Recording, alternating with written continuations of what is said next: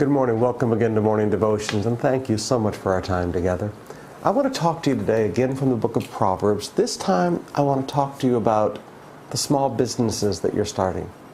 One of the greatest mistakes I see young small businessmen make is that you think that the people that you hire to work for you are like you.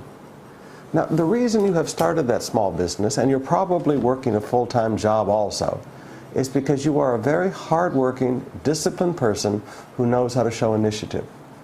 And one of the things you're going to find when you start hiring people is that not everybody's like you. Now, Proverbs gives us some instruction today, and you're not going to necessarily like this, but I think God knows more than we do, so let's listen to what God has to say. He says there in Proverbs chapter 29, "A servant cannot be corrected by mere words. Though he understands, he will not respond." And then he goes down to verse 21. "If a man pampers his servant from youth, he will bring him grief in the end." Now there's two mistakes I want you to see that helps us overcome. Number one, when you first hire a person, don't pamper them. Don't create unrealistic expectations for them. Don't sit there and, oh, how can I make this so easy for them and so wonderful for them? And you wind up being the employee and they're the employer and you're serving them.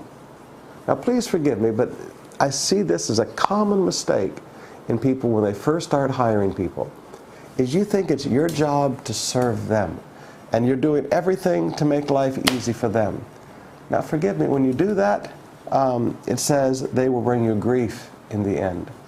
The other mistake is you think that you just tell somebody, no, that's not how I want it done. You think that people are going to change because of your words. No, it doesn't work like that. People, though they understand, it says they will not respond. Sometimes you need to make people understand, you know what, if you lose money out of the cash register and the cash register doesn't balance at the end of the day, the money's coming out of your salary.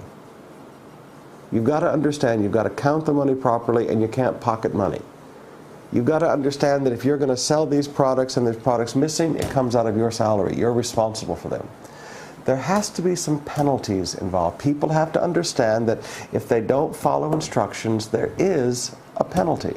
Let me say that again. If they do not follow instructions, there is a penalty. Now, yes, you need to make sure this is legal. You need to make sure you're not in trouble with the labor courts and things like that. But you must also understand that mere words are not going to cause employees to change their behaviors or change their work habits.